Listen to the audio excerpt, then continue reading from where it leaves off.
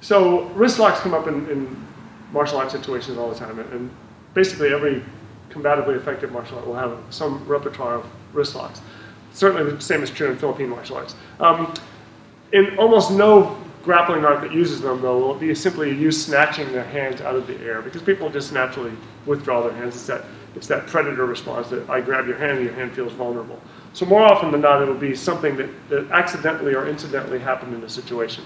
So to show you an example of that, if Roel throws a shot at me, I might parry this shot, and instead of trying to snatch his hand out of the air, I'm going to simulate slamming my fingers into his eyes. So he comes to hit me, and I'm just going to finger jab him right there. So as I do that, I can break the hand down. His hand is now just right here for me.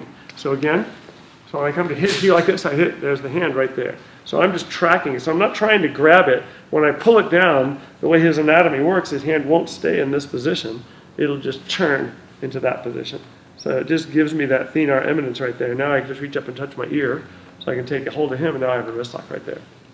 So as we do that slow again, you'll see how the hand just presents itself, so I don't actually have to look for it. It's right there in my hand. There's the hit, there's the break. So this can now become many different things, depending on what I'm dealing with and what concerns I have with regard to his other hand. So I might hit him here. Maybe I miss this. Maybe I just palm him in the face. Break this down. I get a hold of this hand, but I see that other hand coming. So now I might have to stop this hand. This lock might then change. I might bring it up into a different kind of lock. You can feel how unpleasant that is, Roel? Yeah. So I have that control, or I can turn it. I can change it into a different lock to where I have him like this now, where I have his wrist trapped here. This is extremely unpleasant, but not difficult for him to counter. If he reaches his hand in, he can push his hand out flat, and that just counters it. So to prevent him from doing that, I just put my hand over the top. Now I can't do anything.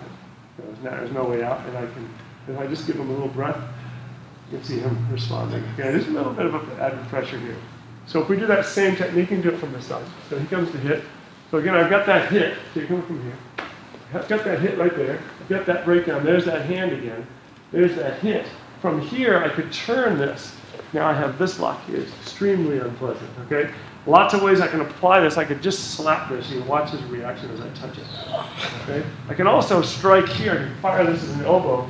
I can come break this, and now I can take this and just pull this elbow back. He's going to want to go to the floor. Okay, so now I can strike. I can do whatever I want. I have complete control. When I want him to stand back up, I just give him up pressure, and he's going to come. And again, from here, I can change this into a different lock. This can be a lock that's done here. But all of them came off of that same original technique, which put me in this place when I came out of that technique. So if I enter here, I've got this break, I've got this, I've got this. I've got all these possibilities. I may step on the foot so that you can't adapt. Lots of possibilities. So this happens naturally in the form of if he punches me here and I strike and he blocks this, well, there's another lock like this. That wrist lock is really easy. So if I turn you around, I can see that better. So you come and strike to me, I come and hit you, parry it. So now I come underneath, there's the lock. So again, slow. I just parried this and struck him. When he blocked, I ensnared his hand here. So this could be hit, certainly a hit, but I snared his hand because he can't pull his hand away now.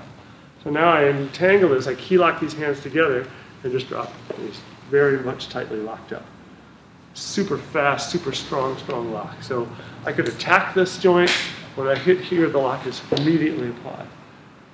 On that first one, when he hits me here, I can add this. And you can see that I can bring his hand up here. This lock is excruciating.